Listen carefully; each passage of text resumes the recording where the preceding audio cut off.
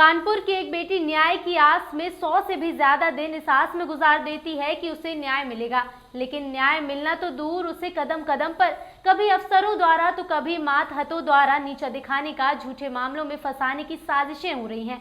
बाल विकास परियोजना अधिकारी के रूप में तैनात कानपुर की इस बेटी का कसूर सिर्फ इतना है कि उसे अपना काम प्यारा है। काम को लेकर या फिर गलत बात पर समझौता करना उसके खून में शामिल ही नहीं है। जी हाँ, आप सही समझ रहे हैं, ये वो अनामिका सिंह जो जूडो की नेशनल लेवल की न सिर्फ प्लेयर है बल्कि दंगल में भी उसके सामने वाले को चारों खाने चित किया है। भ्रष्टाचार की राह में रोड़ा बनी अनामिका के लिए रोज चक्रव्यूह रचा जाता है, लेकिन वो सच की ताकत से हर बार उसे तोड़कर बाहर निकल आती है।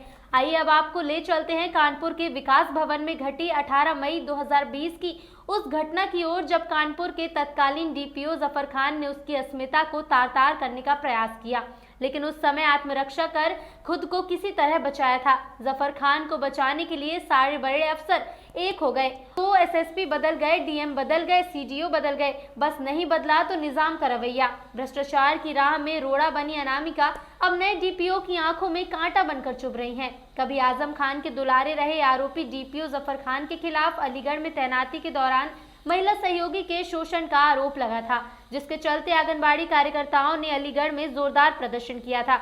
अलीगढ़ के अखबार जफर खान की करतूतों से जब रंगे जाने लगे, यहाँ भी उसने अपनी गंदे इरादे जता दिए। जफर खान ने 3 सालों से बाल विकास परियोजना अधिकारी अनामिका सिंह को लगातार परेशान किया और 18 मई को मौका पाकर उसकी अस्मिता को तार-तार करने का प्रयास भी किया। अपनी कहां तक मांग रखेंगी अधिकारी के खिलाफ एक्शन के लिए? मैं एक एफआईआर करने आई हूँ और मैं अभी कुछ भी नहीं करूँगी, यही होता रहेगा। आप मेरे काम को देखिए जा करके, मैंने दिन रात एक करके काम किया, कुपोषण ऐसे ही नहीं दूर हो गया। आप मेरे काम को दूसरे विभाग से जाकर के जानकारी लीजिए। अब ये भी काम रहेगा कि मैं काम करने के साथ अपने आप को बचाने के लिए भी अब दरवाजे गेट जाऊँ, मैं नहीं चाहूँगी। मैं एक एफआईआर कराऊंगी, उसके बाद मैं कुछ नहीं हरकतें कर रहा था आपके साथ। अश्लील हरकत, मेरा हाथ खींचा, अब उसकी क्या मर्जी थी, वो क्या करना चाह रहा था। अब जरा आरोपी जफर खान को बचाने वालों को देखिए। जफर को एफआईआर से बचाने के लिए तुरंत ही मामले की जांच के लिए विशाखा कमेटी बना दी गई, लेकिन जफर खान को छुआ तक नहीं गया। विशाखा गाइडलाइन के अनुसार आरोपी को तुरंत कार्यस्थल पर आने पर रोक लगाई जानी चाहिए, लेकिन ऐसा हुआ ही नहीं। आरोपी जफर खान घटना के बाद 25 दिन तक लगातार कार्यालय आते रहे और जांच समिति व स्टाफ को प्रभाव में लेते रहे। विभागीय मंत्री के हस्तक्षेप से आरोपी जफर खान का लखनऊ तबादला तो हुआ, लेकिन कार्रवाई नहीं हुई। विशाखा जांच समिति में सदस्यों के चयन पर भी पीड़िता ने विरोध जताया, क्योंकि उसके कई मेंबर जफर खान के प्रभाव में थे। उसमें से एक डीपीओ का नाम तो साफ तौर पर कानपुर के चर्चित संवासिनी गृह मामले में सामने आया था, जब संवासनियां न सिर्फ कोरोना पॉजिटिव थीं बल्कि कुछ को तो गर्भवती और एड्स की पीड़ित भी निकली। इसी डीपीओ ने पत्रकारों के खिलाफ झूठा मुकदमा भी लिखवाया था। इस डीपीओ का तबादला कानपुर से लखनऊ हो गया।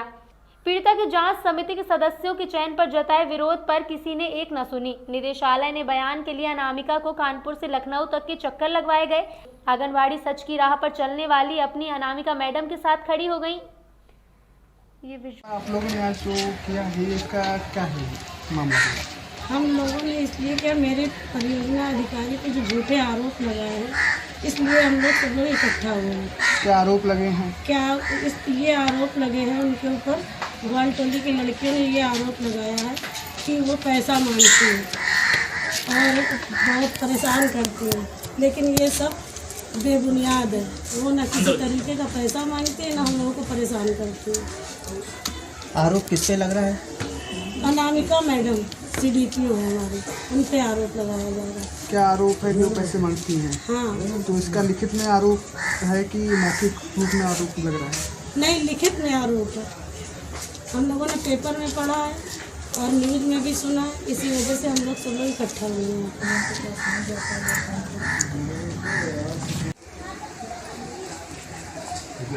60 में बताना चल रहा है। क्या नाम है आपका? मेरा नाम चंद्रानी सिंगर है। मैं केम 89 डी पर आंगनबाड़ी पद पर कार्य करती हूँ। क्या मामला है?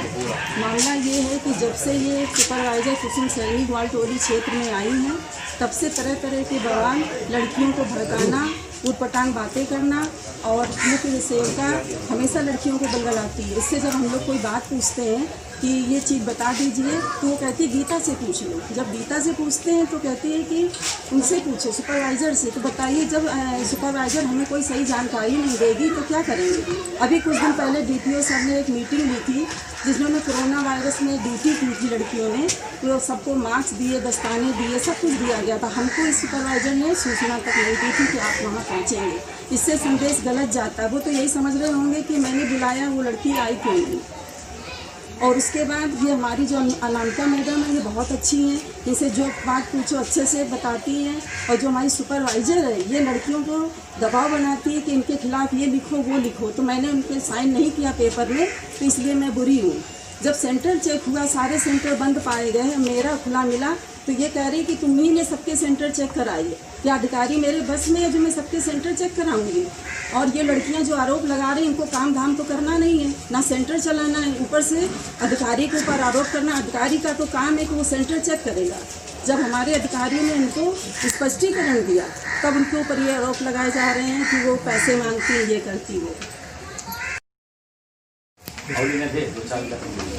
है, आप लोग बैठिए। क्या नाम है आपका? मेरा नाम सुशीला। आप लोग 1-2 लोग खड़े मामला ये है कि मैंने पेपर में भी पढ़ा और मेरे पास कुछ वीडियोस भी आए जिसमें मैंने देखा कि मेरी मैडम अनामिका सिंह के ऊपर पूरा आरोप लगाया जा रहा है कि वो कमीशन खाती हैं, हर चीज़ में पैसा मांगती हैं। तो ये बिल्कुल गलत है। वो हर क्षेत्र में, हमारे यहाँ तक कि समुदाय में भी उनका बहुत प्रभाव है। हमारे समुदाय के लोग भी उनके साथ में खड़े हैं, उनको जानते हैं और उनका कार्यशैली उनकी बहुत अच्छी है और बहुत ईमानदार और वो कर्मठ महिला है। समय समय पे हमेशा वो रैली निकालना, भजन लेना, कुपोषण के खिलाफ खड़ी हुई हैं कि वो किसी तरह हमारे केंद्र का कार्य अच्छा हो। समुदाय में भी उनका अच्छी पहुंच है। वो किसी प्रकार का आज तक उन्होंने कोई लेन देन नहीं किया, न कभी कोई हम लोगों से डिमांड की। वो बहुत कर्मठ और ईमानदार महिला, उनके साथ पसीना है। वो हम लोग ये अपनी बात ऊपर तक पहुँचाना चाहते हैं। मैं आंगनबाड़ी कार्यकर्ती गुंजन केंद्र 111/478 खटकियाना के पद पर कार्यरत हूँ। मैं आंगनबाड़ी यह बताना चाहती हूँ कि हमारी परियोजना अधिकारी अनामिका सिंह पर जो भी ग्वाल टोलेली बहनों ने आरोप लगाए हैं वह बिल्कुल भी असत्य हैं। वो कभी ऐसा कर ही नहीं सकती हैं। और जब से वह हमारी परियोजना में आई हैं उन्होंने हमें सम्मान दिलाया और कार्यों को उत्साह से करने की प्रेरणा दी है। उन्होंने बहुत ही अच्छे कार्य किए हैं, अतः हमें उनसे किसी प्रकार की कोई शिकायत नहीं है।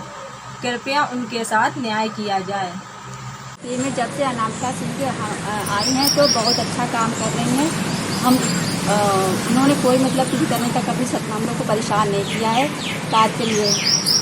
और ये प्रशंसा विक्रम सिंह का मेरे पास 15 तारीख को फ़ोन आया था और पैसे के लिए दबाव बना रही थी कि हमें पैसा कब किसको देती हैं, कहाँ देती हैं, कैसे देती हैं। किसी को देती हैं, हम लोग किसी को पैसा नहीं देते हैं।